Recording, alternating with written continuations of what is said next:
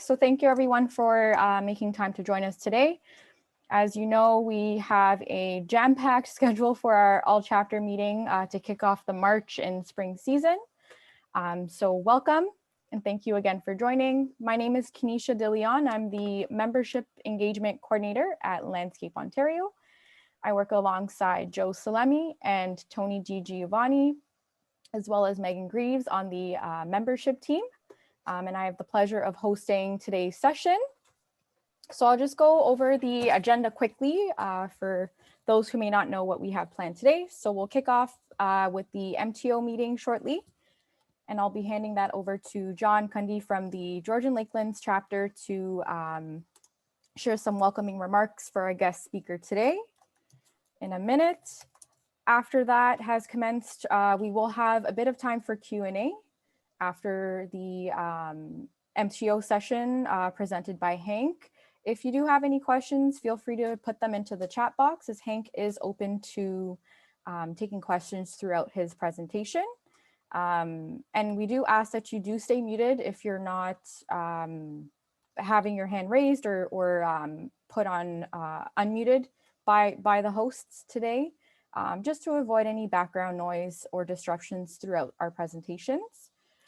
We will also be opening up the floor to the Waterloo chapter for a couple quick poll questions and a presentation of some chapter discussion ideas there from our Waterloo chapter, Trevor and Jason.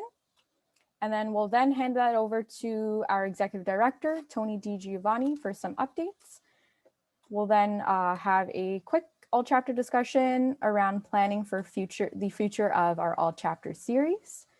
And then we'll host our AGMs for both the Georgian Lakelands chapter and the London chapter will also be hosting their AGM today as well. And then the Windsor chapter will be hosting their chapter meeting as well. Without further ado, I'll hand it over to John, who will be introducing our guest speaker for the day. Thanks, Kenesha. Hey everyone, just want to say thanks for showing up today. This time of year, and well, usually beginning of March, middle of March, we always at Georgian Lakelands have our MTO meeting and our AGM at the same time. And we've had the privilege and luxury of having Hank Dubee come in and speak to us and everyone else in our association in regards to sort of common questions in regards to MTO related issues in terms of trucking, tying down, trailer loads, anywhere from garden center or landscape supply to the long haulers. So it's always been very informative for us. It's one of the highest turnout events that we usually have every year. I'd like to think it's because of Georgian Lakelands that we get the turnout, but unfortunately I'm seeing that it's usually because of Hank. So I just wanted to thank Hank again. He comes with 33 plus years in enforcement as a supervisor. He's a provincial trainer, dangerous goods instructor, cargo tank instructor, CVSA inspector, LIDAR certified. His reputation seems to be preceding him all over the place. And we just wanted to, as a chapter, share the good fortune of what we had with having Hank come to our meetings with everyone else province-wide. So without further ado, I'll hand it over to Hank and you can take it away. Thank you. Thanks so much, John. Good morning, everybody. It's nice to be here again this year, even though it's not in person. Hopefully we can get a lot out of the meeting, virtually, just as much as you would the hands-on and the face-to-face. So I'm going to start the presentation and run through a lot of the new stuff that's came about in the last year and deal with a few of the COVID issues, as well as the new trucking changes that will affect you guys in the landscaping business. I may take the video off due to my connection for the internet. That way it doesn't lock up on the slides and I can answer your questions throughout. So without further ado, thanks again to Landscape Ontario for having me to be concerned about the safety and the roads out there for your trucks and the motoring public. I'm going to share my screen so that we can get the presentation done.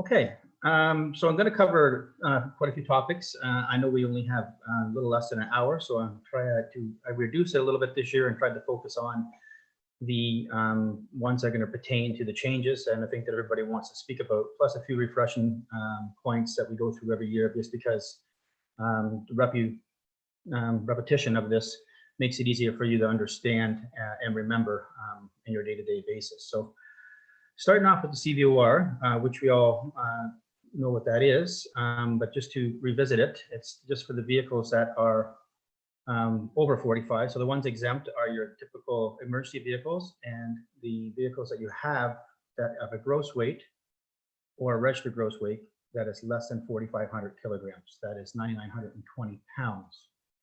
And it doesn't include vehicles that are leased less than 30 days. In case you're leasing a truck that you are moving your personal property, you wouldn't require a CVOR for that.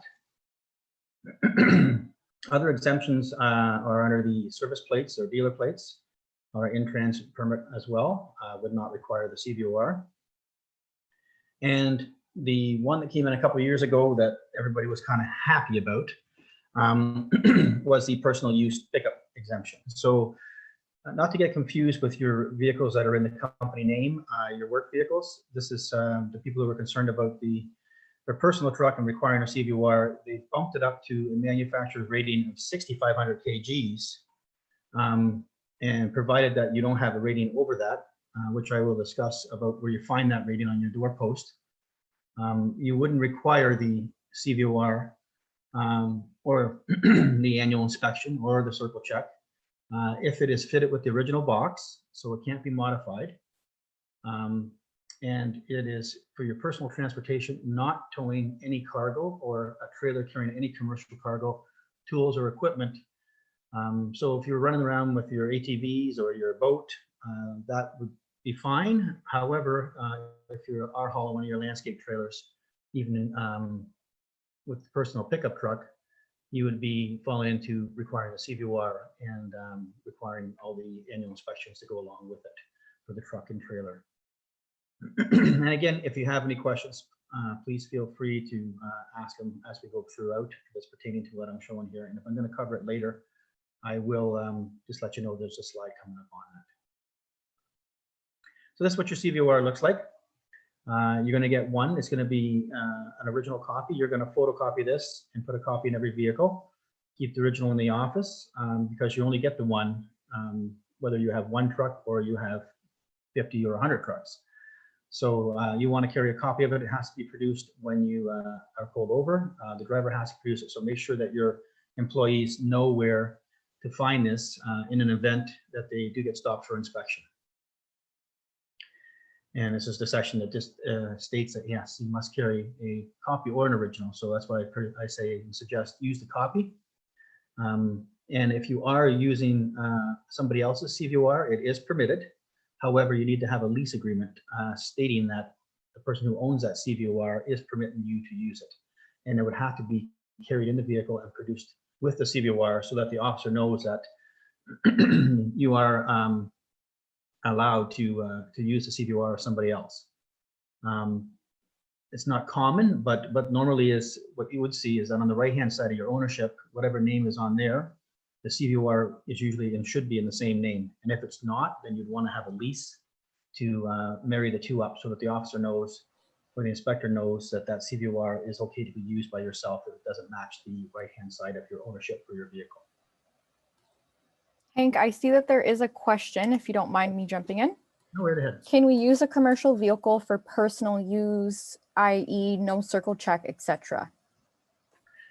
If it is a CVOR vehicle, like registered over 4,500 kgs, it's going to have the circle check all the time. The personal use exemption can apply if you are, like, say, on the weekend using that truck and you are towing your snow machines, and going up to your cottage on the weekend, and you don't have any tools in it that apply to the job that you normally do, and it is fitted with the original box, then yes, you'd fall into that exemption. My way of thinking is that if you're going to use that work vehicle and it's in the company name, it doesn't take long to do a circle check anyways. I would do it so that there is no confusion when you get stopped, or if you do get stopped, by the inspector at the time, and you'd be covered, because if he doesn't grant that exemption, it is a officer's how you put it, but discretion. So he may or may not want to acknowledge that personal use exemptions when you have a company truck pulling a personal trailer. So I would just do the circle check. The only time I'd find it be totally exempt is if you have an RV behind you, like a fifth wheel RV or a trailer that you're pulling with that truck, then yeah, you would definitely be exempt. Thanks, Hank. So this 4,500 kg threshold is for the power unit. It doesn't include the trailer. So when you're talking about a CVOR, the CVOR is a truck, not trailers. So you may have one truck and 3 trailers. Doesn't mean you have 4 CVOR vehicles. You have 1 CVOR vehicle with 3 trailers. So when we're looking at the weight of the vehicle or the registered gross weight, it applies to the truck, not the trailer. So it's the gross weight if it's over 45, or the registered weight that is on your ownership that is over 45. So if you're registered for 5,000, like this ownership says, then you would require the CVOR, and that's because you're registered high to cover the weight of the truck and the trailer that is being put to the highway. So registered gross weight, the government gives you 2,800 kgs grace to pull behind your truck, and you don't have to add it to the registered gross weight on the ownership. So if you have a trailer behind your pickup truck and it weighs less than that, you do not have to increase the registered gross weight on the ownership. Okay, so if you're registered for 3,000 kgs and you got 3,000 on the truck, and the trailer has carrying 2,000 kgs, the trailer would be exempt. You don't have to register your truck for 5,000 to cover both. So the standard weight of registered gross weight of 3,000 kgs would be fine in this case, and you would be perfectly legal. However, you now have a bigger load in that trailer and you're carrying 3,000 kgs. It is in excess of the 2,800 kilograms. So now you must change your ownership and register that truck for 6,000 kgs to cover the truck, plus the load, plus the trailer, plus the load. Okay. So that's the way to configure whether or not you have to bump up your ownership when you go into Service Ontario. And when you do get stopped, if it doesn't cover the full total amount, if that trailer is over 2,800 kilograms, then they get subject to fines for not paying enough for your registration, and then you have an overweight ticket. Now the yellow sticker or annual inspection, the yellow sticker is for the truck. The orange sticker is for a bus. And when you require this yellow sticker, it is, if it is a CVOR vehicle, basically registered over 45, weighing over 45, or the third thing is the rating is over 4,500 kgs combined with a trailer. So if the truck has got a gross vehicle weight rating of, say 3,700, and you're hauling a trailer that's got a rating of another 2,000, combined they're going to be over 45, you will need the yellow sticker on both. Again, this is only for the ones that are not the personal use exemption, and the truck has got a gross vehicle weight rating of under 6,500 kgs. And for personal use, you wouldn't require the yellow sticker. However, if it is for your business or your landscape business, commercial use, then yes, you'll need the yellow sticker on the truck and the trailer once a year, every year.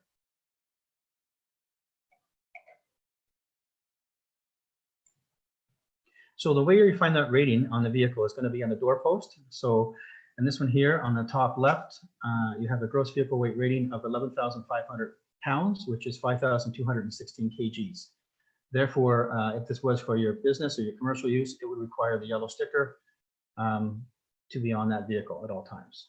And the same thing with the trailer. If the trailer's got a gross vehicle weight rating over that 4,500 kgs, it will need the yellow sticker, or if it's combined with the truck, it will need the yellow sticker. So basically, every single tandem axle trailer in Ontario is going to require that yellow sticker if it's behind your work truck. If it's a homemade vehicle, trailer that is, you're going to go by the rating on the tires. So this is 755 kgs here. If you got a tandem axle, that's 4 times 755. You add that to the gross vehicle weight rating of the truck. If it exceeds the 4,500 kgs, then yes, you need the yellow sticker on both for commercial purposes. So a little recap. The weight rating on the truck here is 3,750. The trailer is 1,360. You will need the annual on both.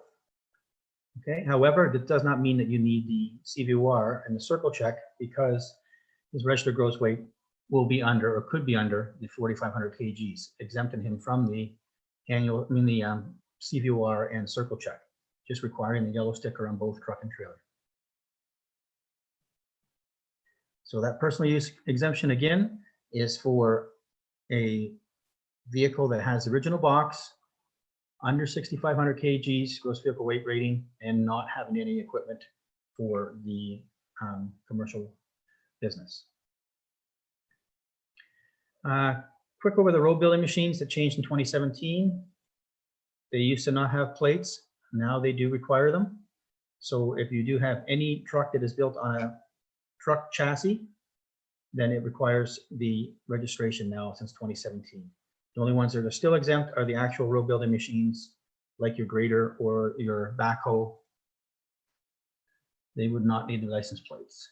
Now, I get a lot of questions on this, and I wanted to bring it up so that, and I'll leave this slide here so you can take it in. There is a temporary validation extension for plates at the moment due to COVID. So if you have license plates on your vehicle and they expired after March 1st, 2020, then you did not have to renew them at the moment. This is going to be valid until they change the act and rescind this when COVID clears up and we get back to normal. Right now, they've stamped it that it's going to stay at least until the end of June 2021. So this goes for your yellow stickers, and this goes for your expired plates. So just want to make everybody aware of it. Is there any questions on that? There is a number there that you can call if you want further clarification. There is a complete list of that link on the MTO Ontario website, showing you what this all speaks to. But this is also for your driver's license if it's expired as well. So a lot of people are worried about their classified license for their AR or their A. You can get in and do it right now and renew it. However, it is extended if you find that the lineup's too long, or that the office that you are going to by your house is overwhelmed at the moment. So I find that up north, there's no problem going in and renewing your driver's license. Mine expired in September. I renewed it without any issue. You can do it online if you don't require a test.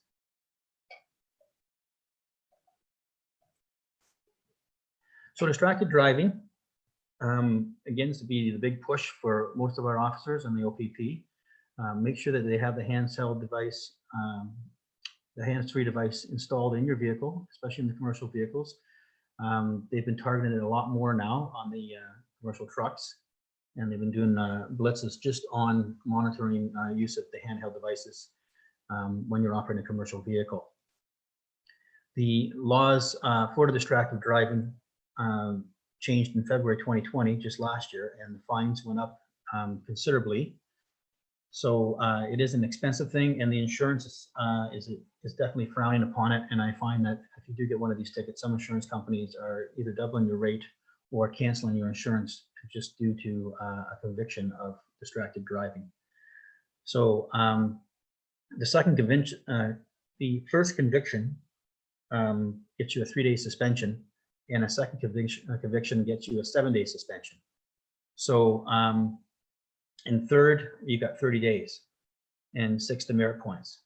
So I always just try to either turn the phone off when I'm driving, or make sure that it is connected through Bluetooth so that I don't have to touch anything when I'm talking on the phone and I'm driving.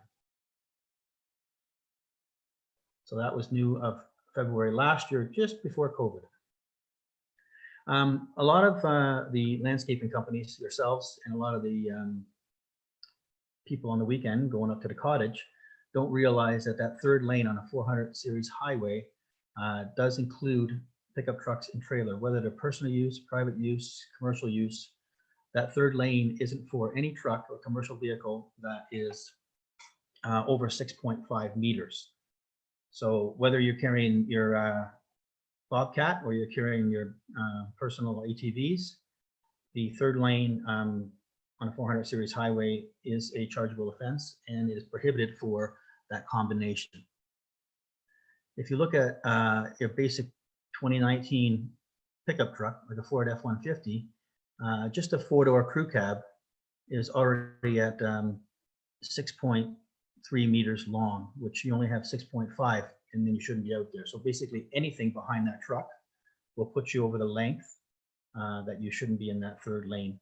The reasoning for this is that if you're in that third lane, everybody knows that you're doing 100 kilometers an hour, usually about 115 to 120, or you're going to get run over. And if you have this trailer behind you, it's going to be a lot harder to stop with that extra weight. And it's, it may be, waddling around behind you, and it doesn't make it a safe situation when you're doing that fast with a trailer. So that's why the law is in place, so that you stay in the other two lanes and we're not going at the speeds in the passing lane there. So just want to make you aware of it, because that is, if it is a CVOR vehicle, it is a 5-point offense. So it's very large in the scale of CVOR points. And a lot of the drivers don't realize that, and they pull out the pass. Class of license, you got a different array of classes of license. The picture there is going to be a typical AR license at the moment, and I get a bunch of questions on that. The straight truck would be a DZ if this is equipped with air, so you need a D license. And our full class of licenses in Ontario goes from a full A for a tractor trailer, right down to our class Gs for a car. But what you guys are really looking at is your AR, because this is definitely meant for your smaller combinations of a truck and trailer, being that the truck and trailer behind it, the trailer is got a weight of over 4,600 kgs, which is 10,000 pounds. You will require a class AR. Now, what this allows you to do is to pull a trailer that is in excess of the 10,000 pounds. However, it cannot have air brakes, and you cannot carry more than one trailer. So a lot of people on the weekend with their RV will haul their motor, their camper behind them, and another trailer or a boat behind that. So it's two trailers. You cannot do that with the AR. You would have to have a full class A if the two trailers combined are over 10,000 pounds. In order to get this license, you got to be at least 18 years old and already hold a valid class G, G1 or G2 license. Do your vision test, and then you're going to take a road test in a vehicle or combination that you would use. So your typical pickup truck with your tandem trailer that you would carry your Bobcat, that could potentially weigh more than 10,000 pounds when the Bobcat is on there with the accessories, you would need the AR, and you can take that combination empty to do your road test to get your license.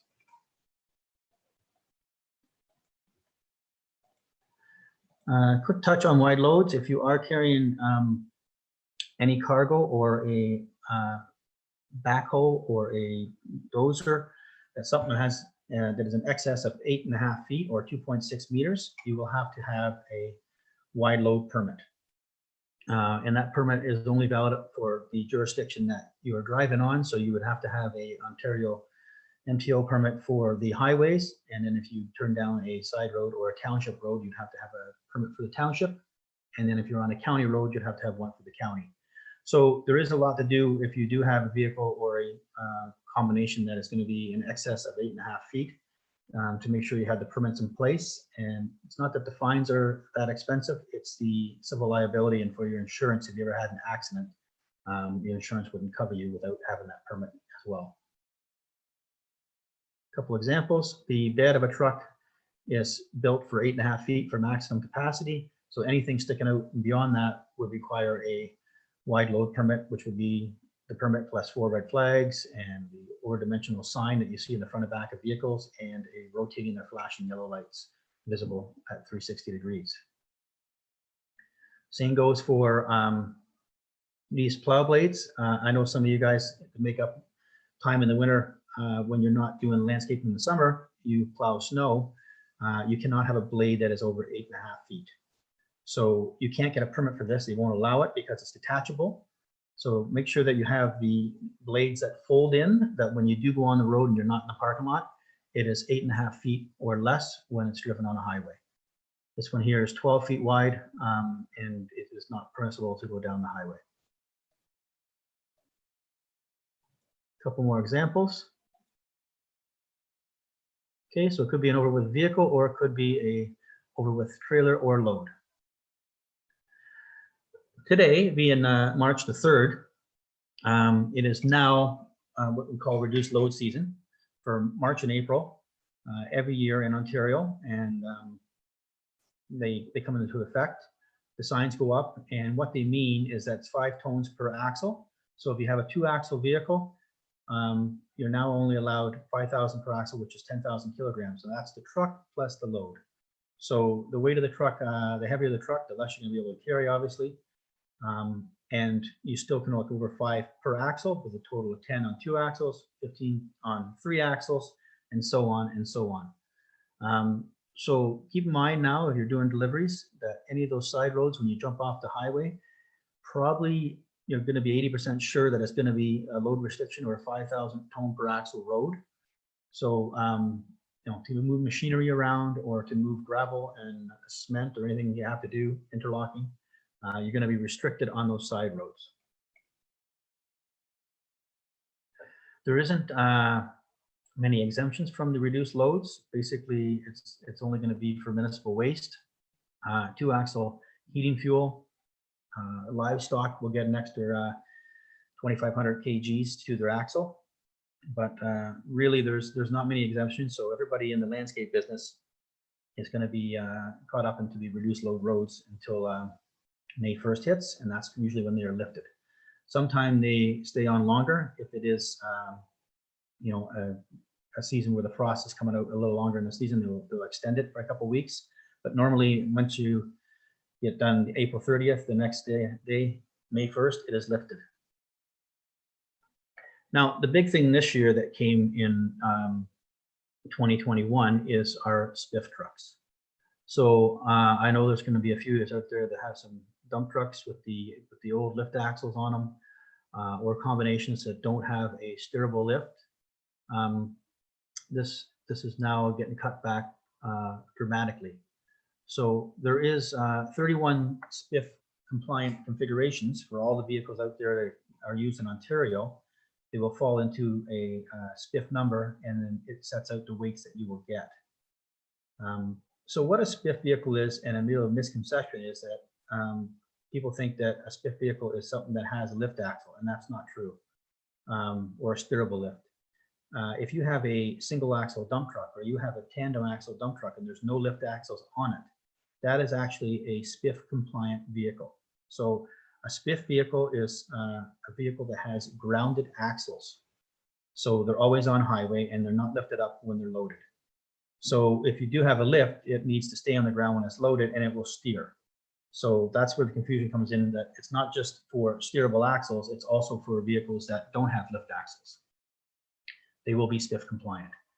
So since this has come, if you do have one that is not SPIF compliant, they will get cut back roughly about 9,000 kilograms from what they would usually get. So the notable one is this triaxle dump truck that would normally be good for 36,000 kgs if it's SPIF compliant. However, if you do not have that steerable lift on that second axle, you're going to be cut back to 27,000 kgs gross. So that's truck and load.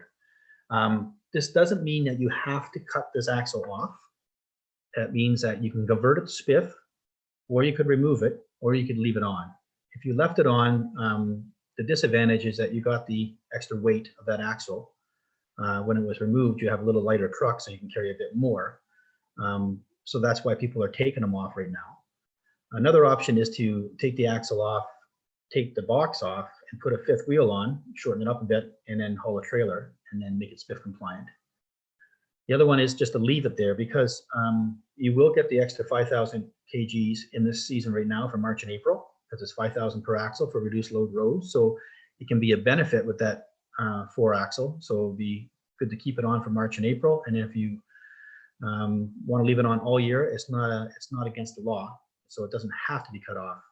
It just is going to be extra weight on those other ones that will let you carry just a little bit less, because you're still going to be capped at 27,000 kgs. Is there any questions on the SPIF axle? Okay.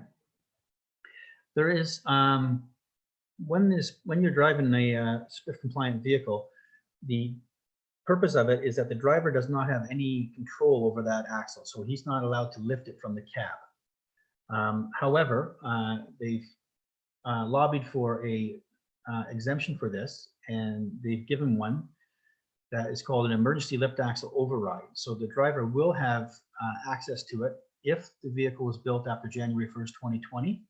They can put a control in there by the manufacturer that allows the driver to lift the axle. However, when he does do this, the four-way flashers will automatically come on the vehicle, and the vehicle will not be going over 60 kilometers an hour. If he goes over 60 kilometers an hour, the axle will go down. And also, that axle will only stay up for a total period of 3 minutes, and then which the axle will come down again as well. So it's kind of handy when you're going through a slippery intersection, that you can put that axle up if it is an emergency situation, so that you don't slide through the intersection at that point. But then again, you'll be going under 60 kilometers an hour, and the four ways will automatically go on. So this is a new thing that just came in, and the emergency lift axle also works well in the gravel pits when you're getting loaded and going up across the scale before you go on highway. That's you'll see a lot of the trucks now using them, and a lot of four-way flashers going in the gravel pits now. Temporary plates, the T plate is replaces the temporary permit, and you get this plate when you buy a vehicle so that the tax is paid, and basically you have 10 days to do what you want to do to it before you buy a regular plate. Keep in mind that temporary plates are not for carrying a load. So you couldn't put one on these on your truck and then put a load in the back or haul a trailer behind the truck. So they're for unladen vehicles only. A lot of people right now with the COVID extensions for validation are having T plates, and they're figuring it's easier to buy a T plate for $15 and then carry your load and not have to renew it because of the extension for expired plates. These are extended as well, but again, you're in violation if you're putting the load on the back of the vehicle. So if that was stopped, the plates would actually be seized. So just to make everybody know that the T plates are unladen and not for carrying a load or a trailer. The farm tractors and farm vehicles, keep in mind they're to be used only as a farm implement and not designed or used for carrying a load. Some companies and some of the landscaping businesses as well have been using the farm tractor to pull their trailers, thinking that this will get them away around the registered gross weight and the CVOR, circle check, and logbooks. But however, it would be a violation because the farm tractor is not to be used like that and cannot be used as a tractor pulling a trailer for your commercial purposes. So there's been a few of those over the years that have been charged for it. So I just wanted to bring it to everyone's attention. And they would also require a slow moving vehicle sign anyways, and you wouldn't be able to go over 40 kilometers an hour. So that would be a long day if you can only go 40K to get to your next job, even though that tractor can do 80K at times. If you have a farm yourself and you have the exemption where you can get farm plates are at 1/3 of the price from commercial plates. So it is a savings. However, you couldn't use it for landscaping. It can only be used for farm products, for the uncompensated transportation of farm products. So if you're in the interlocking business or the landscaping business, a farm plate shouldn't be on your vehicle, even if you do own a farm yourself. So your personal vehicles and your farm trucks that you're using strictly on the farm can have farm plates. The ones that you use for landscaping would have to have the regular commercial plates. So you could have both. Just to let everyone know, because there's been the odd time that people think that the farm plates can be utilized for both businesses, but it's one or the other, okay, and not on the commercial vehicles. Speed limiters are still in effect and a problem in Ontario. We're supposed to be limited at 105, so make sure that you have all the trucks set by the manufacturer at 105 kilometers an hour. The trucks it applies to are ones that are after 1995, and they got a manufacturer's rating of more than 26,000 pounds or 11,794 kg. So it's for the larger vehicles only. They have to have a speed limiter set. If they don't have it set, the fines are $390 up to $2,000. And the way they're enforcing this by OPP and by MTO is with what we spoke about in the beginning of my slide. It said I'll talk about LiDAR. LiDAR is radar. It's a handheld device that shoots a laser beam. And if they're clocking the truck at an excess of 115K, then it's deemed to have a not working speed limiter. So it's automatically, there's no need to read or plug into the vehicle and read the speed limiting device on the vehicle. Basically, if the truck is going in excess of 115, the act says that it is not working. So there will be charges laid for not having the working speed limiter, and then there will be a charge laid for speeding to the driver as well. So make sure you have it set to avoid any of that in the future, because this is an active thing that a lot of officers have been in radar now and LiDAR now to check on the speed limiting devices. Okay. Second thing, another thing about what's happening on some of the vehicles now is people are adding lights on the bottom of their trucks to use at night, because these LEDs have been popping up everywhere in Princess Auto and you name it, you can grab them. However, these light bars are for off-road use only. So as you see in the picture here, there's a note on the bottom of the package. It says for off-road use only, and it says that the raw lumens are 1400. This is well in excess because they're projector LEDs, so not like the normal LEDs you see in the front of a vehicle from the factory. These are made for projecting light, and they're extremely bright. So off-road use only. If you do install them, make sure you only use them when you're in the yard, or and that they're shut off when you come on the highway. So charges get laid quite a bit for these right now. There actually been so many out there, it's hard to keep up with them. So we try to make you aware that it's not permissible to install these on your vehicle. Again, on the bottom of this package, you can see right on it, it says that it's for off-road use only. And the little pictures are sort of your boat, your ATV, or your, low building machines, whatnot, but not your commercial motor vehicles. There's just an example of one at night. They're extremely bright. Great for the person who's driving the vehicle, not so great for the people who are oncoming. It is law that you have your name on a commercial motor vehicle, so that you, whatever is on the right-hand side of the ownership should be on the vehicle itself. It is not law that you have to have your CVOR number on there. A lot of people think they do. You do not require your CVOR number on the vehicle. I mean, if you did put it on there, they're not going to utilize that. You still have to carry a copy. So just the name, if it's Dave's Landscaping, then Dave's Landscaping on the ownership, and Dave's Landscaping should be on the vehicle side. The size, there is no set size. It just has to be clear and visible, basically from the sidewalk. Okay, so it's always good advertising too. So make sure you have your name on there. Not that it's a pointable offense, and it's not a lot of money at $110, but I just make you aware of it so that you don't have an unnecessary ticket if you do get stopped. And it's only for the vehicles that are registered or weighing over 8,163 kg. So again, a little bit of the larger size vehicles, it doesn't have to be on your pickup trucks that are less than that. Hours of service, been lots of questions on this because there's been changes coming for logbooks, but and including electronic logs. But you only require a logbook if you are a CVOR vehicle, so you have to fit the definition of that. We discussed over 4,500 kgs. Then you'd have to carry a graph grid and would have to be filled out if you're over 160 kilometers from your home base. So that is as the crow flies. So if you put a pin or a dot in your home office and then on an Ontario road map, measure 9 inches and draw a circle. If you go over that circle, you'd have to carry a logbook for that period or that time that you're out in the road. And you'd have to carry your previous 14 days with you as well. it limits you to 13 hours a day driving or 14 hours on duty. You're still limited to this even if you don't require a logbook.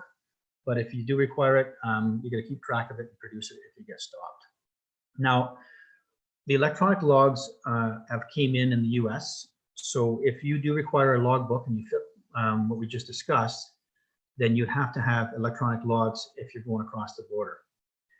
And as of June 12th this year, if you're leaving Ontario and going into Manitoba or going into Quebec, you would also have to have electronic logs as of that date of June 12th, 2021. If you're just staying inside Ontario and you never go over the borders, then you do not require electronic logs at the moment. So they're working on it. Not sure when it's going to come into effect. They haven't got a date now. They're still trying to get the bugs out of it and who they're going to include and not include. So you do not require the electronic logs, and a lot of people are worried about it and thinking that it comes in this year in June, but it's not. The possible exemptions, and this is just so that I give you a heads up, what they're looking at is that they may bring it into Ontario. However, if you do not go over the 160K from your home base more than 8 days in a 30-day period, they will let you still use the paper logs. So they're thinking about putting these few exemptions in for the smaller operators so that not everybody's grouped into the expense of having to put electronic log into each and every vehicle, or to get an app that does this for the driver when he's driving the commercial motor vehicle in Ontario. Any questions on the LDs?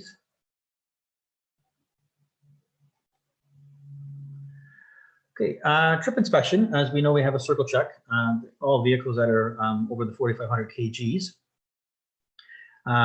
There's major and minor defects. So if you're doing your circle check and you find a minor defect, you write it down. You can still take the vehicle out on the road. The driver can still take it on the road that day. If it's a major defect, you do not take it out. So always make sure that if you, when you require the circle check for the vehicles that are CVOR and over 4,500 kgs, that you have a Schedule 1, and this is a little excerpt from it that shows major and minor defects, and that is carried in the vehicle and produced if you get stopped. Just having the circle check book without the Schedule 1 would be a violation and possibly getting a ticket for something like that. So the driver needs to know what is major and what is minor and carry it with them. So you can take a laminated copy or just one page of the trip inspection Schedule 1, which is available online. Print it off, keep it in the vehicle at all times, and then he can do a circle check form on a different piece of paper if he wishes. But ensure that it's there and they know when a major minor or what a major and minor is, so they know whether or not they can take it out that day. Trip inspections on wheels, very important. A lot of wheel offs these days. It's been increasing actually lately. So something like this doesn't happen overnight. It's going to take a little while for the wheel nuts to come loose and to get to this state. So if he had done a proper circle check, this would have been caught the morning of. Just shows how they can shear off. And if you are looking at your wheels and you're sticking your head in and checking in between the duals, you'll see a gap like this. There's obviously been something wrong or loose wheel nuts. The driver should definitely catch this before it goes down the road. Once you pull the outside wheel off, this is what was left, just one stud. As they start to shear them off, there's a top view. So it was good that the officer stopped his vehicle before it went any further, because it wouldn't have been long till that wheel separated and possibly hit another vehicle. So again, circle check, the obvious, this should not be seen on the road by one of our inspectors. So a few little things that they find here, or that I found over the short time that the last little while, these are newer photos, that a circle check could catch if they actually took a peek and looked at it, because a brake separating like this, these pieces are going to fly off on the highway, which can cause damage or accidents to other people using the highway. Okay, if you're checking your draw bars and stuff, you're putting your hand and touching the bolts. I'm not saying you have to be a mechanic, or it's very a visual inspection, but I would always, put a pair of gloves on and just grab or touch every, connecting nut and chains, and just to make sure it's secured properly so that you don't have something like has happened in the middle of the day. And then slows down your whole day and the work doesn't get done, you don't get paid. So circle check can save a lot of time and money. Cargo securement. I'm going to quickly go over this because this is similar. I go over every year, but every piece of cargo on your truck or trailer needs to be secured by straps or otherwise. So making sure that you supply your drivers with enough rated straps so that the load cannot fall or come dislodged while you're driving during normal driving conditions. Okay, and even the heavy machinery, when you got metal on metal, things will slide when there's an accident or when there's adverse driving conditions or you have to stop quickly. You'd be surprised how fast something can move on a smooth surface. So ensure everything is tied down and that there's no damage to the chains or the straps. If you stop from the pictures from over the years, see, I just didn't want to pay for delivery. So you may have saved a bit, but it cost a bit more of the fine. Okay, and even if you're not going far, some people think that 30 kilometers isn't far, 1 kilometer is not far, but anything's too far without straps. It just takes a second for it to fall off.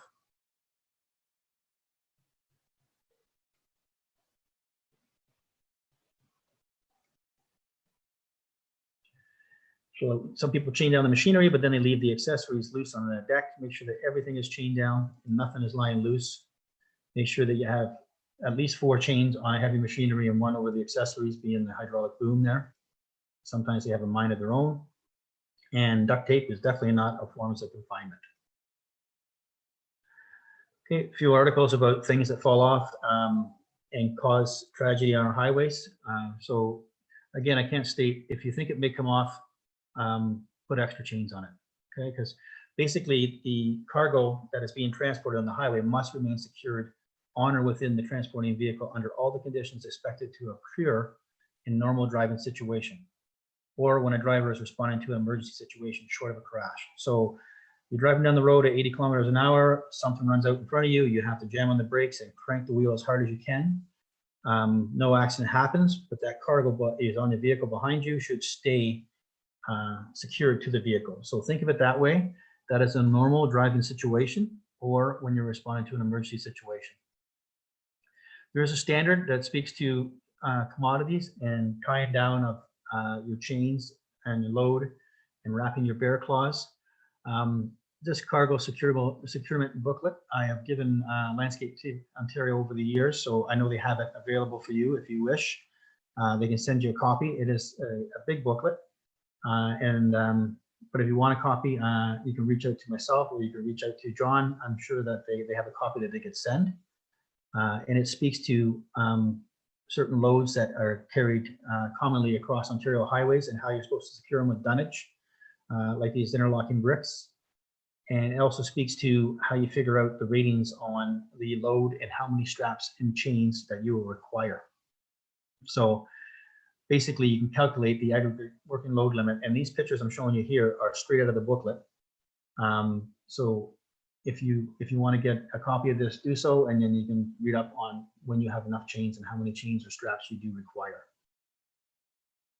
Okay, so in this case here, you would need 2 separate chains, not just the 1 chain, because it has to meet 50% of the load that you have, and they count on each connection point. So the anchor points are rated 1500 kgs, and then 1500 kgs on the other side gives you a working load limit of 3000 kilograms.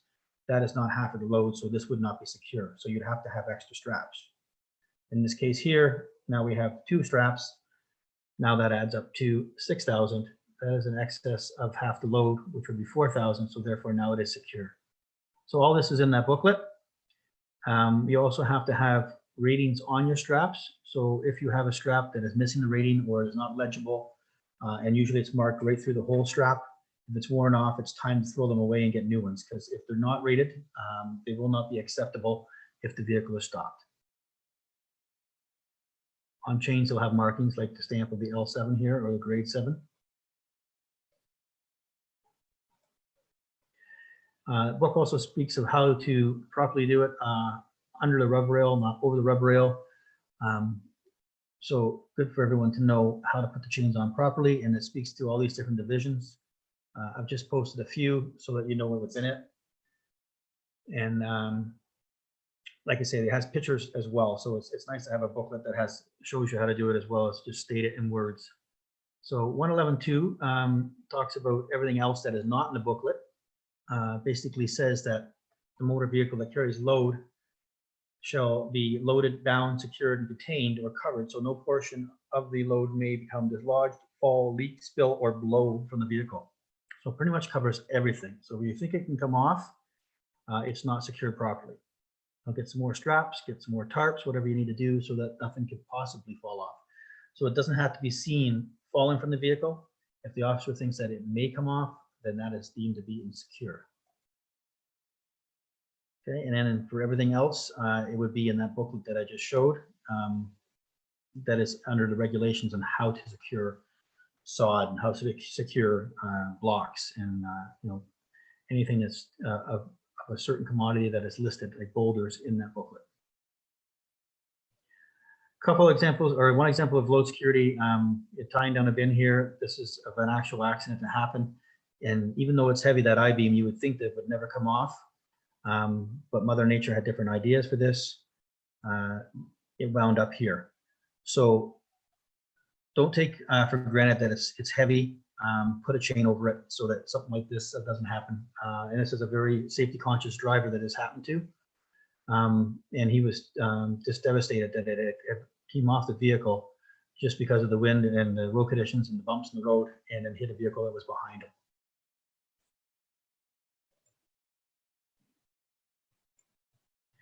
If you're carrying dangerous goods, it is very in-depth. It is a specialty of mine.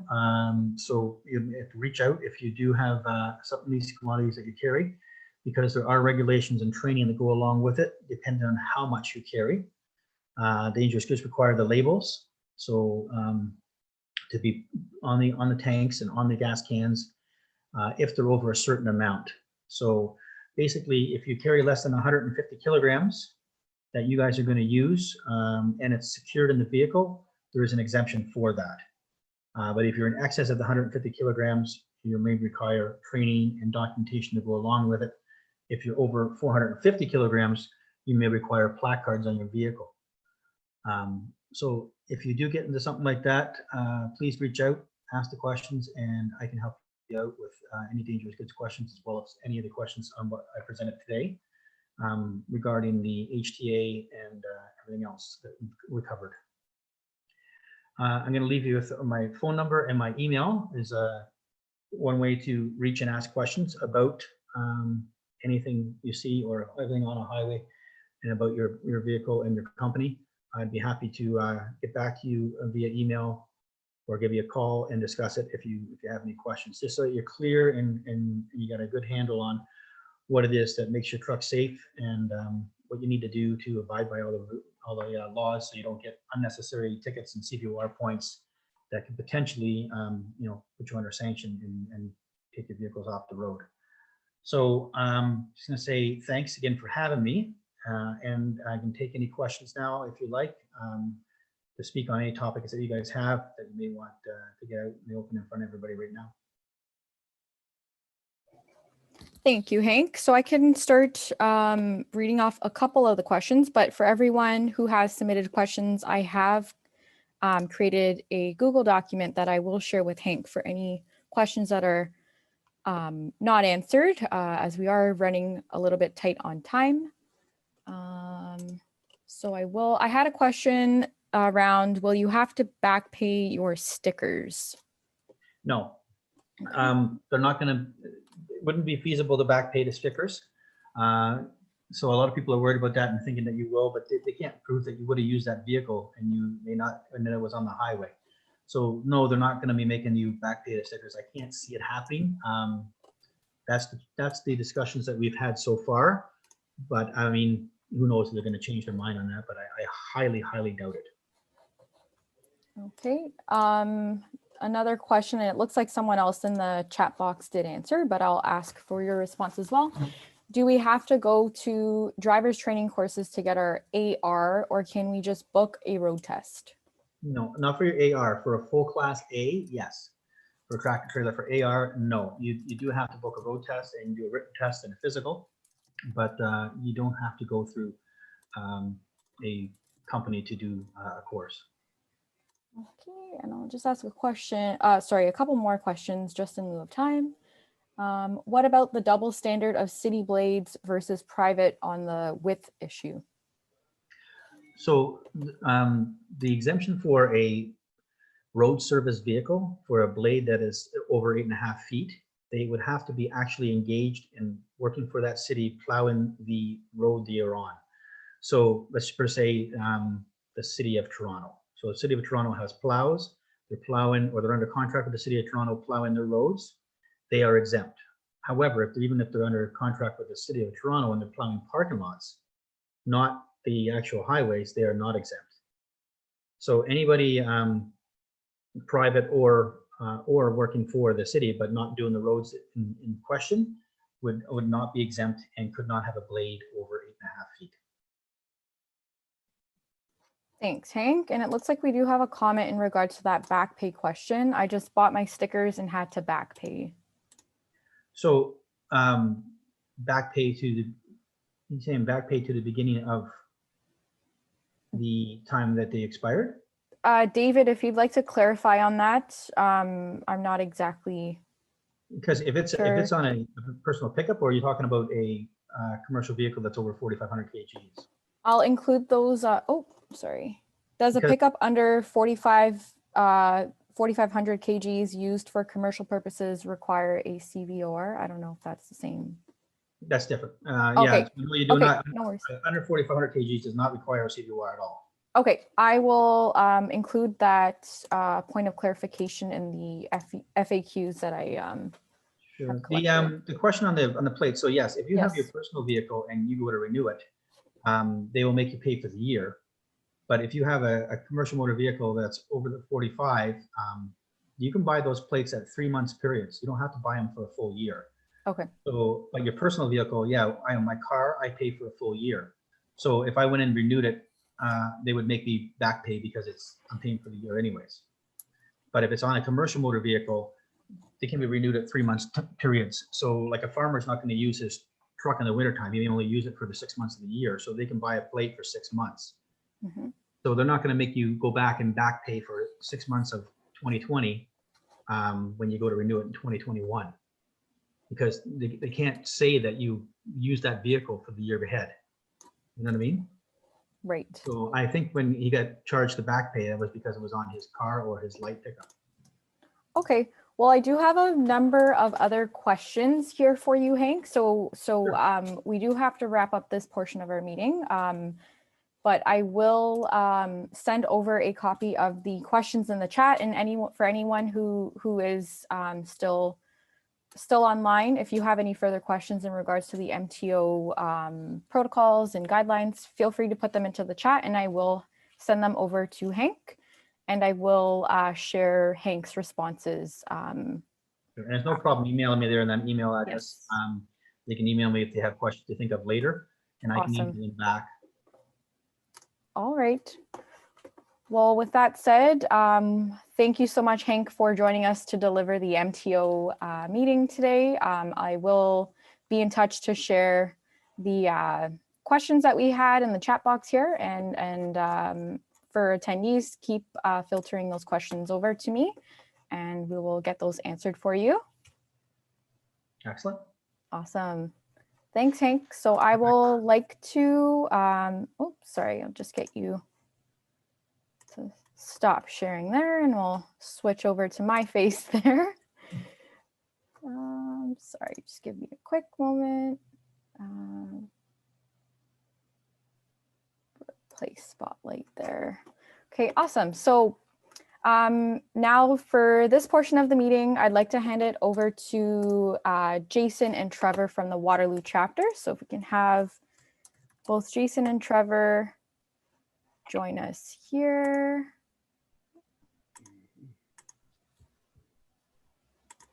Sorry, I'll just highlight you there, Jason. And Trevor. Perfect.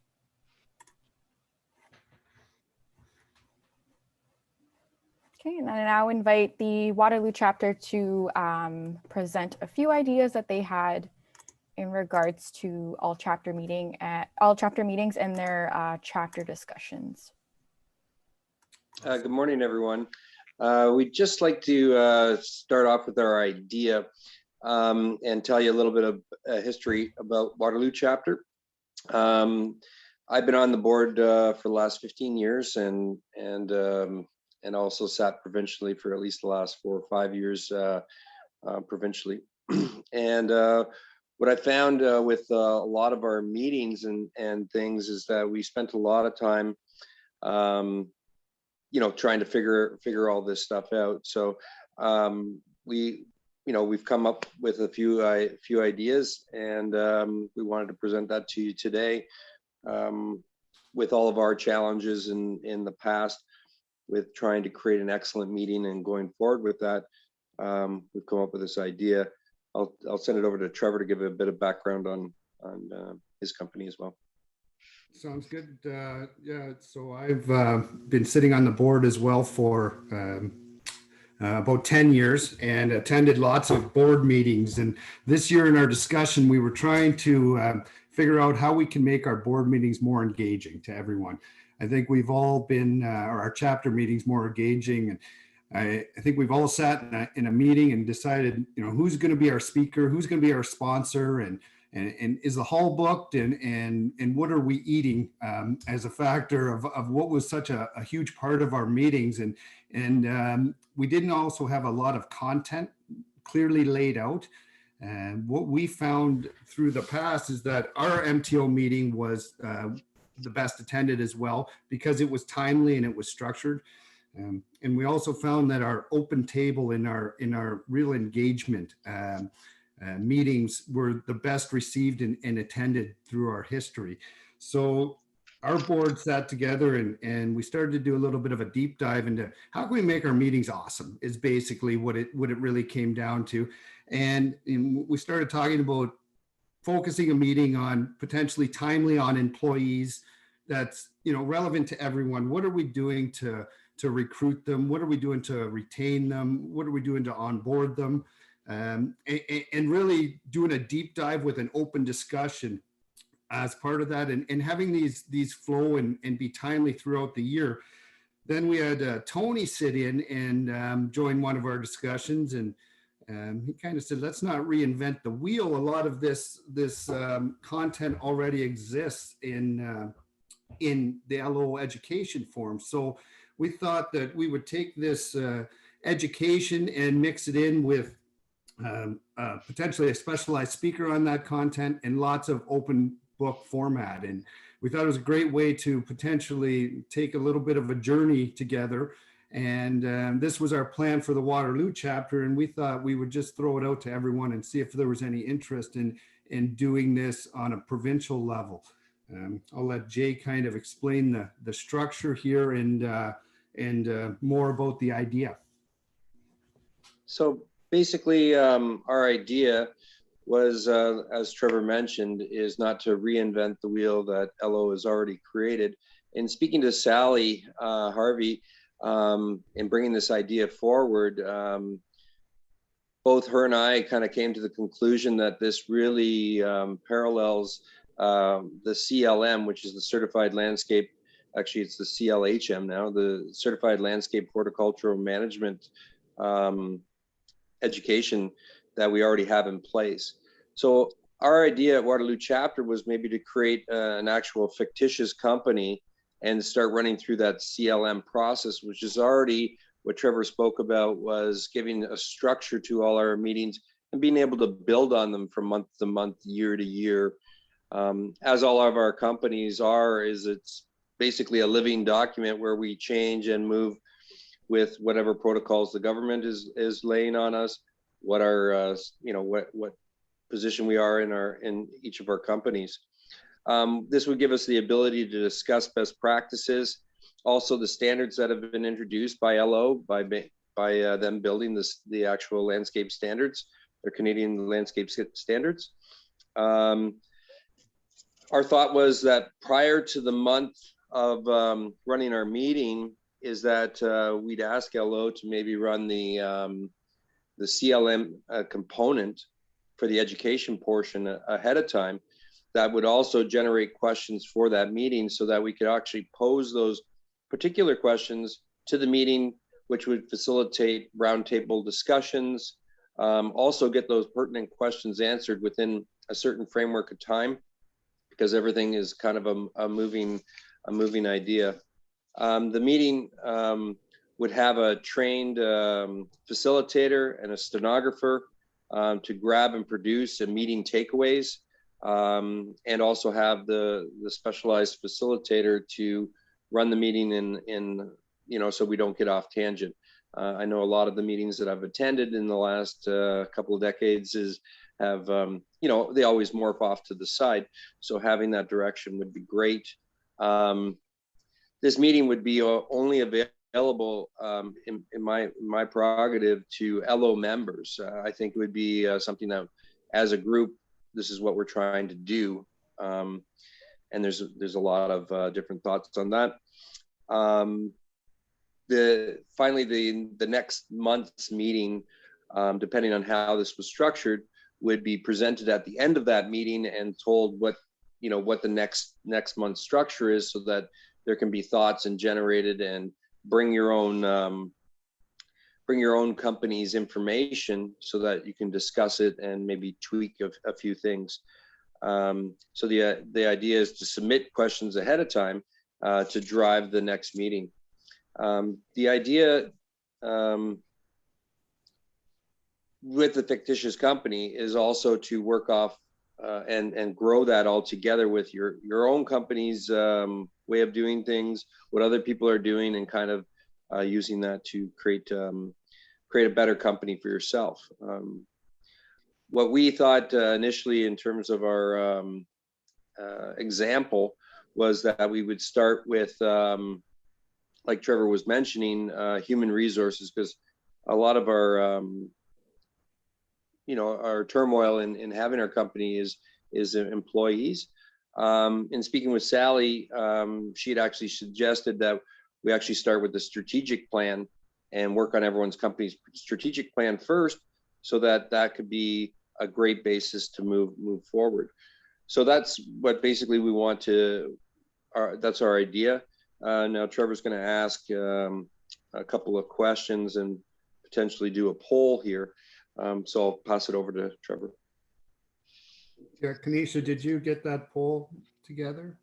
Of course, yeah. Yeah, so yes. Guys, I think that's a pretty easy thing.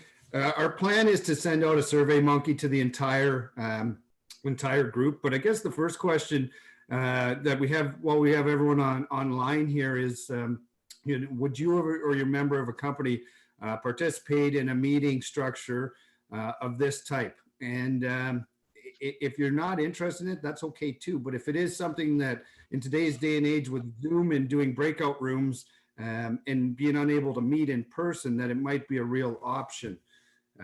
So, and the second part of it is, if we were going to put something like this together, what would be your thoughts on how often you would want to commit to this type of meeting, whether it be once a month and do it so we're jumping into it? Is it 7 meetings in a year, quarterly? And so we'd love you to just throw in your input if you could. Sorry, guys, I just had a quick question. Is this possible to be taken one step further, where participation in these meetings would be able to act almost towards course, if you were going to go for your CLM or any of those type of courses? Is there a way that you guys could even take this one step further and have participation in this meeting with a quick quiz afterwards or something of that nature, actually get people, towards that goal? That was the idea. And basically, that's why we're going to have the courses that are on those particular subjects running in that month prior to the meeting. So that in addition, for the people that aren't interested in getting that extra information, but this would generate, by taking the course on that topic in the meeting ahead of time, would generate discussion for that meeting. So the people who aren't that's exactly what we thought is to really try to boost the CLMs as well and raise the education. I hope that answers the question. Or and perhaps I missed something in what you were saying. I apologize. So to me, the way to get everyone on board with this is, have it actually be a part of it. So not that if you do your CLM, that you then would be redoing it, but actually make a portion of the chapter meeting to go towards that designation. That's right. Yeah. Sorry, man. I apologize. Yeah, there's this is a pretty new idea. So there is multifaceted courses that are needed to take to achieve your CLM. And so, yeah, there would probably be a component in there that we could check off and designate that, so that if we went through that part, it is getting one step closer to it, because there is multi-steps to it. And that's why we were asking how often, the frequency of the meeting as well, and how we can keep this rolling. But are we not missing then that component first? So do we not need to then, I apologize, I'm not sure who governs the courses, if that's Landscape Ontario or an outside entity. But is that where we need them to say, yes, if you do half an hour once a month, that will count as 0.25 towards a credit or something of that nature? Yeah, I mean, these are still things we agree on our end. Yeah. Pardon me? Before we agree on our end, do we not need to know that information first from them? Absolutely. I mean, it is in its infancy of how that would work, and bringing that those two components together, so that the educational component and being able to check things off going forward definitely has to be a component of this. Yeah, I'll just speak up for a second. Jason and Trevor brought this idea forward, and it's absolutely a fantastic idea. And the more we actually align with the CLM, where people can actually take the content and engage with the content and actually be certified without even knowing it, if they want the certification, that's actually a really good journey to follow. We're just collecting information here, and I really applaud Trevor and Jason for this initiative, and I love the fact that we have this Zoom platform where we couldn't do this before, right? Like, we're talking to all the chapters. This is very cool engagement between everybody, and I see Paul Dornbos there. Paul actually used to be an instructor for the CLM. Paul, if you want to say a few words in terms of how this could work, it would probably be helpful. Thanks, Tony. I think it's a great idea in the sense that the virtual platform reaches lots of people that we couldn't, in a way that in class didn't have that opportunity for, right? We don't have to go all the way to Milton to do this anymore. So that's a great thing. The challenge, of course, is we have to look at this as it's not necessarily going to give everybody as much information as an in-class, unless we extend it in terms of, for instance, HR, you raised, Trevor, as a module. That's a whole course in university for some people. But so it's trying to fit the bits that we need, and that'll take some, experimentation and trial and error, as it were, because HR is also fluid, right? Like, it changes constantly with new regulations from the government. And it's like the financial modules as well, as one that lots of people have a big challenge with, but it's extremely important to the running effectively of our businesses. So I think it's a great idea that we have to look at as being fluid in nature as well, whereby which it's not going to be, in my opinion, the end all be all to get you to take the test right away, but it's going to lead you down that journey, and it's going to help you run your business in a more effective way. And you will learn tons through the ability of being able to interact with a group of peers on an even broader platform because of Zoom. Paul, do you have any ideas of how long? Like, it doesn't, originally we were talking about five sessions. You've taught the CLM before.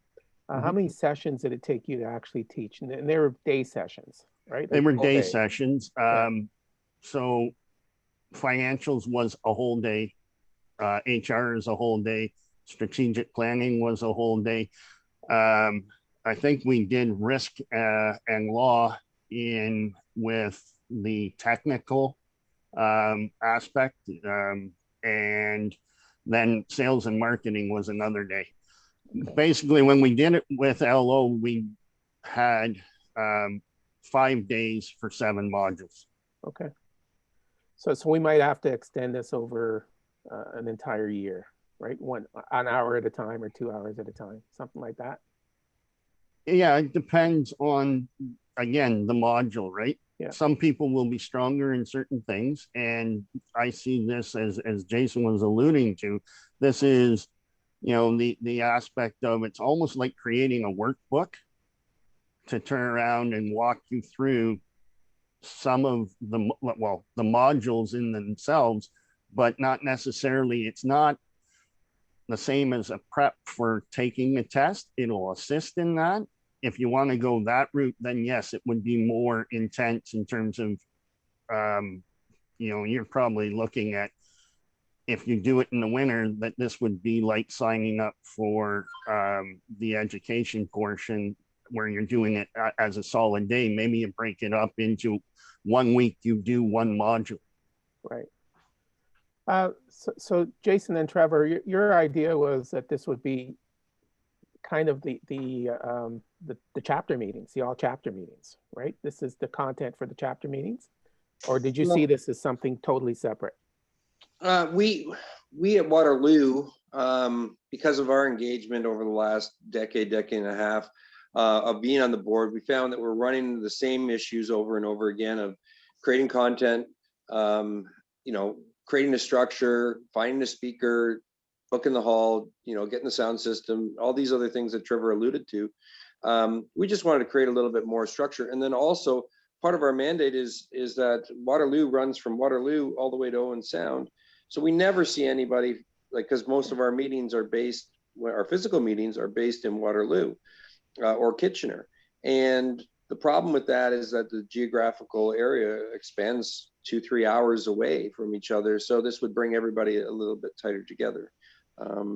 So with those things, and then also what Paul said, I mean, yeah, I wanted to run the courses that were relevant, you know, prior to the meeting.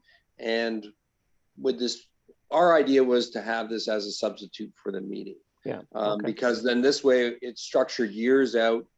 And then also we could also have more of a fun component, like with Waterloo, we do family day, baseball tournament, golf tournament, and all these other things, wonderful things outside of our meeting. So these are kind of to work hand in hand with what we thought was going forward. I hope that answers the question. Yeah, it does. So you want this as kind of a component of the chapter meetings, the all chapter. Yeah, meetings. Yeah. yeah.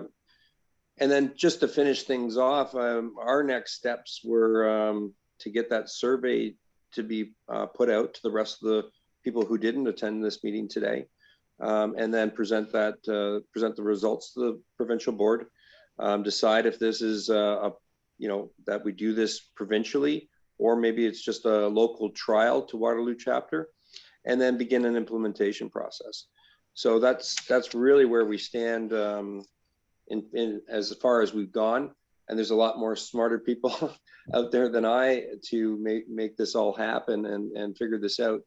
And there's a lot, I mean, from being here for a long time, a lot of this stuff has already been generated. And so just linking that together with our ability to have conversations and meetings like this would definitely help out. Just to add to that, Jason, the CLP modules, having taught them what exists already that was produced in conjunction with CNLA and LO, is I have 7 PowerPoint slides for each module, in the sense of each module has its own PowerPoint presentation that's already existing. So you can share that ahead of a meeting. People can go through it at their speed and then you could come to the meeting with questions. Yeah. And you can even further do the breakouts too. Like you do the general stuff and then break out and talk about stuff like this. And I've already thought about that for the CLP. I just didn't want to bring it up because we were focused on the CLM today, but it does make sense that, and then you could have an employee side and an employer side. And so, and then these discussions and bring those two things together. So there's a lot of advantages to this Zoom. So, yeah, I mean, Paul, that's great that we have all that information. And I think we just need to extend it out to the membership when they can take it in. I know what the challenges with my company are, that I work a lot and so does my staff. And with snow, we don't know when we're working. And that's the challenge to making those commitments to the education. But if we can do it on our own time, I think it would be better received throughout the chapter.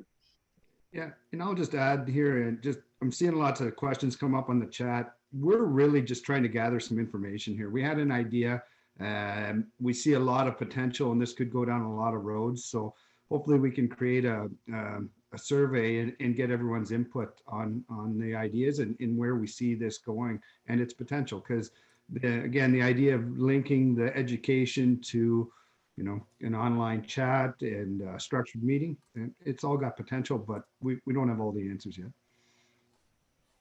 Super. Thank you, Trevor and Jason. So I'll be sure to get the poll results over to you and any questions pertaining to your idea. It looks like we do have great traction, as you said. So I'll now like to hand it over to Tony for some updates. Before I do so, I'd like to remind you that the Georgian Lakelands chapter will be hosting their AGM starting at noon, as well as the London chapter will also be hosting their AGM. And then I have set up other chapter rooms for any general discussions if you'd like. Without further ado, Tony, DiGiovanni. So Tanisha, how much time do I have? We have 34 minutes to be exact. Okay, so I won't take the 34, but so I'm going to start just the same way I've started every meeting that I've ever talked about or talked in for the last 32 years. And that's just to remind everyone why we exist and how we see this community, this family that we've created, that our founders created way back in 1973. And really, what I've observed over the years, and I see it repeatedly, and it actually inspires me, is that we are a community for mutual benefit and mutual improvement. That's our core. That's our energy. That's our frame, and everything that we do within this association is fueled by that mutual benefit and mutual improvement ethic. Sometimes people within, because we're all human, sometimes we get outside of that frame with conflicts and competition and so forth. And it's our job as the leadership, all of you, I'm including all of you as leadership, to pull people back into that frame and fight our own natures when we have to fight our own natures. Because being involved in a community that is focused on helping each other is damn inspirational. So from that, what our vision is. So what are we trying to create? Also as an observer, we're trying to build a community that's prosperous, that's professional, that's ethical, that's recognized by the public, and that's contribution oriented. And that's it, you know, community for mutual improvement, trying to build this great community that's prosperous, professional, ethical, recognized, valued, and contribution oriented. So I'd just like to remind people why we exist. It keeps inspiring me even after 32 years. We have an important job to do. It'll never end, and I hope, but it'll always improve. So a few updates on what we've been working on. So one of the biggest issues that's emerged over the last couple of years is insurance. And most of you have felt it. Most of you have had your insurance increased at least by 25%. Some of you have had it increased by 400%, and some of you can't even get insurance. I mean, so it's become a crisis. It's very serious. You just met Trevor from the Waterloo chapter. We're working with his wife, who is a principal with a company called Earnscliffe, which is a government relations firm. And they've been helping us wade through the government relations piece of this issue in a very competent way. So Trevor, I just want to thank you for letting your or being able to work with your wife. So what we did, the first accomplishment, which is a huge accomplishment, is we got Bill 118 passed. Bill 118 reduces the statute of limitations from 2 years to 60 days. That was a private member's bill that was initiated by the Muskoka MPP, Norm Miller. And just so you know, private member bills hardly ever go through. This one went through, and it went through in record time. And when you ask Norm why, he'll say it's because of the grassroots activity from our members. So it was huge that most of you, wrote your MPP or visited your MPP and told them how important this issue of insurance rates was, and we were successful. As an industry, we will see that the results of that probably in a year or two. It's not going to be right away, but it is huge. Attached to that, our biggest priority on that side is we're trying to promote this idea. We're calling it the New Hampshire model, where if you're Smart About Salt accredited, then your liability is reduced. So that's what we're in with the Ministry of Environment right now, trying to figure out. We're going to create a working group. They've agreed to a working group. And in New Hampshire, there's a green snow pro program where if a company gets accredited, they're actually limited in their liability because they prove that they are doing the right thing, the optimum practices that can be done on the snow side, and therefore you're limited in your risk. If we can get that through, that would be incredible, and it will solve a lot of our issue. Obviously, we're not trying to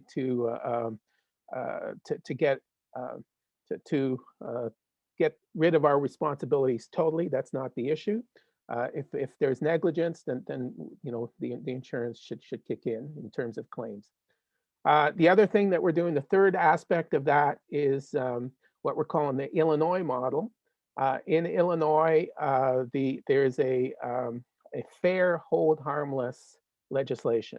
So a lot of times, because of the insurance issue and the risk issues, the property owners and managers just actually transfer all of the risk to the contractor, and they force contractors to sign hold harmless clauses. And so in Illinois, they actually passed a law that says hold harmless clauses need to be fair to both parties. So we're also working with the Attorney General on that particular aspect too. And then the fourth item is a group within our group is going after a CSA standard for snow, because some of the problem in terms of claims is there's actually no standard. So if you actually have a standard, then you work to that standard, and as long as you work to the standard, then your risks are limited.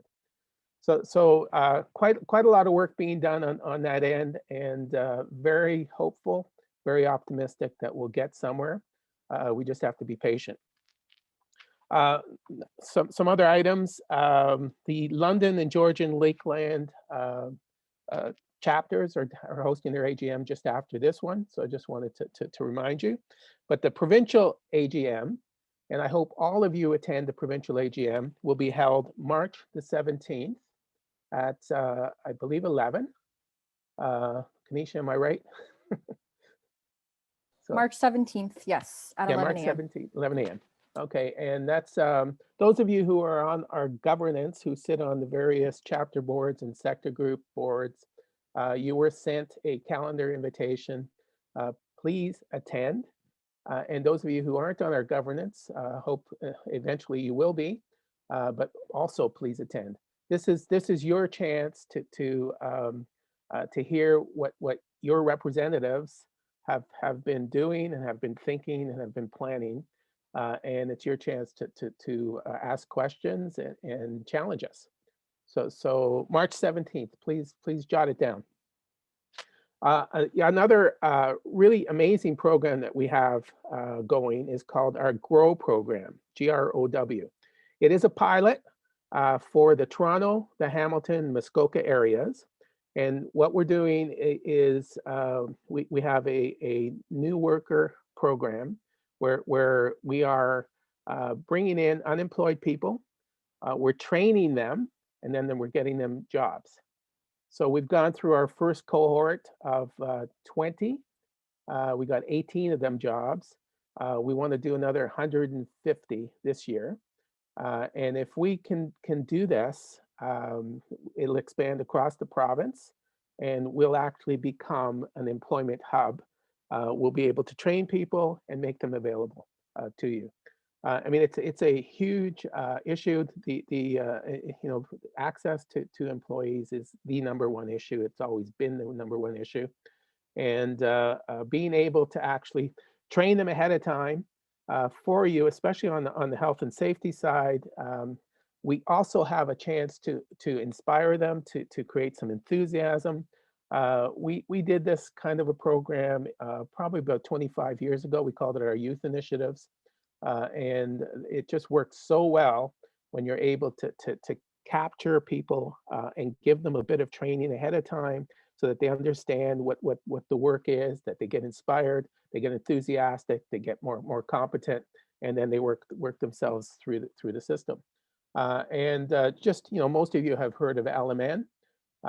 Well, the Jana was actually one of our students about 25 years ago. So there's been lots of success stories there. Another great program, I think it's a gift to the industry, is the apprenticeship program. It truly is a gift. In the off season, your employees get paid to go to school, essentially. And all you have to do is actually make sure that you sign off their skills and be the trainer of the practical end, and then they get the theoretical end at a training delivery agent, which usually is the local community college. So if if you don't have apprentices, you should have apprentices. I mean, it is one of the best ways to actually create career ladders, to influence your employees to continue becoming more competent and confident, and they'll stay with you longer as well. So that's proven, and it's practically free.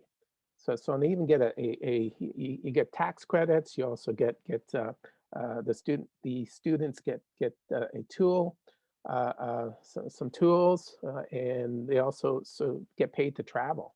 I mean, it's an amazing program. If you don't know about it, please email me. We'll get you set up. Okay, Congress Connect. We weren't able to have Congress this year. We did do a different idea, a virtual platform. We're calling it Congress Connect. We managed to get 3,700 people in it. Usually you get 15,000 face-to-face, but 3,700 is a good start. And what it is, it's a virtual marketplace. So if you go to allocongress.com, make sure you're part of that virtual marketplace. We've got 148 companies. They've got so much content, and it's you can search for products and services. And when you get onto the various sites, they have who their contact information is. You can email them, you can video chat them, what's different, the way we're using it compared to the rest of our counterparts in North America, is they're using it as a 3-day show or a 2-week show, at the most a 3-month show.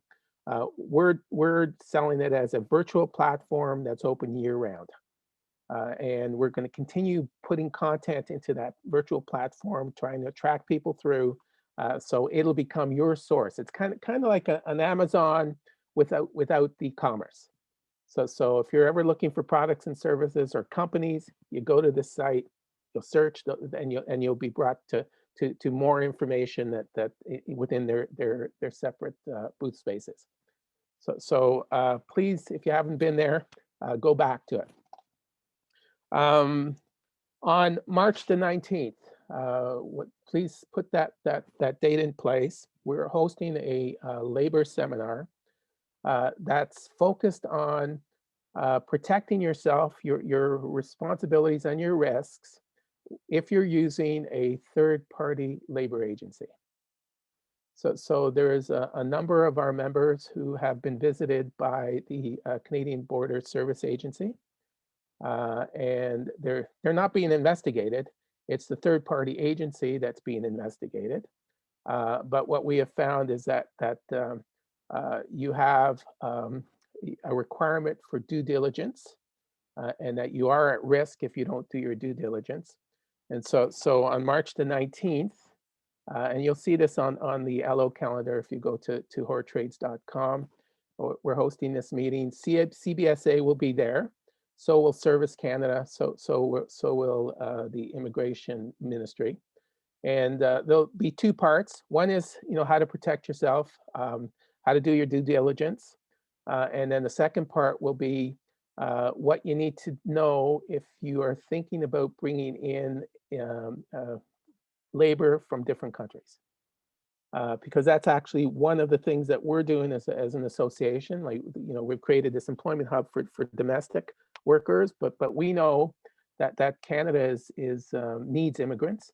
And so we're actually trying to facilitate a stream of labor from different countries too. We're presently doing a pilot project with an app called Joblio, which you might want to look up, where it's basically a dating app for people who want jobs and employers, but from around the world. And what Joblio does is offers free services, compliance services, and in various countries around the world, so that people who are interested to come to Canada know how to get here with full documentation. And on our side, we're just matching them with employers. So we're excited about creating that stream as well to try and solve our labor issues. Also, March the 10th, we're having a sector series. As you know, we have 10 separate sectors within our association and 9 chapters. And the sectors, landscape designers, landscape contractors, lawn care, grounds maintenance, garden centers, growers, snow and ice, irrigation and lighting. Each of them have a group of volunteers whose job it is to advance that part of the sector. So what they've decided to do in conjunction with the Congress Connect is have a sector series where the first hour is kind of like what we're doing here with the chapter meetings, where you have common information. And then the second hour, you break out into your sector for more local networking. So our first one will be March the 10th. It will be on mental health, something that is very important because of the COVID situation and the stresses that has caused. And so please sign up for it. And then the last thing is we have a COVID task force. That COVID task force has been absolutely outstanding. I've never seen so much commitment of volunteers. They're at meeting 115, I think, since last March. They meet twice a week now, and it's just to provide you with as much information as possible. You've probably participated in their town halls, and their next town hall will be March the 16th. And the topic will be, and this is a topic that Site One has actually organized for us because they have specific trainers. It'll be how to train employees using virtual platforms. Because of COVID, a lot of your training and onboarding happens virtually.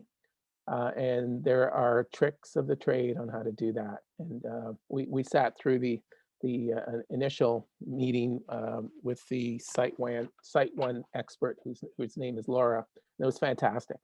I mean, you know, I've been using Zoom for a long time. I didn't realize that all the tools that Zoom has that will really facilitate how you train your employees. So that's on March 16th. So that's enough for me, unless you have questions. Okay, back to you, Kanisha. Sorry, I was just double checking the chat there. Any questions coming in? Nope. Okay, thank you, Tony.